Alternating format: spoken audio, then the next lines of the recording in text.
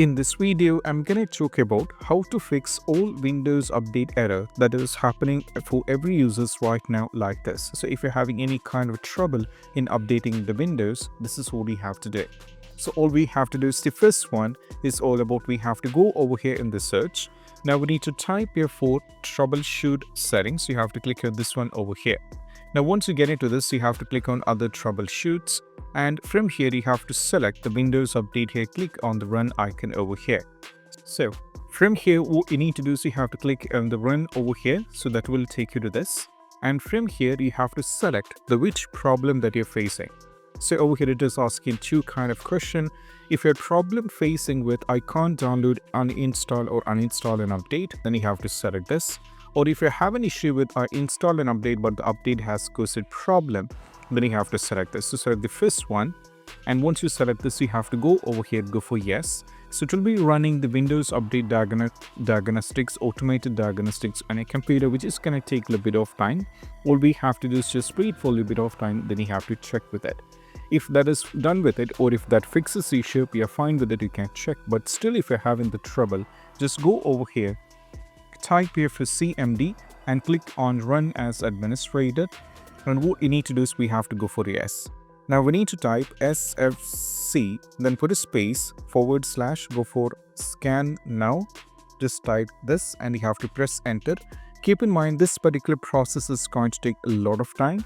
Hardly you have to say 10 to 12 minutes, or sometimes it might take around 15 minutes. You have to just wait for this to get completely done. Once after this is successfully done, you have to check with it. Next one, we have to go over, click on the file explorer. Now from here, go to this PC. And before that, we have to do one more step. That is all about go over here, type your full services and click on the services. Now from here, we have to scroll it down all the way down and navigate to the Windows Update here. Now select the Windows Update, right click and go to the properties, and the startup type is being set into automatic. So change this to disable here and go for apply and go for OK.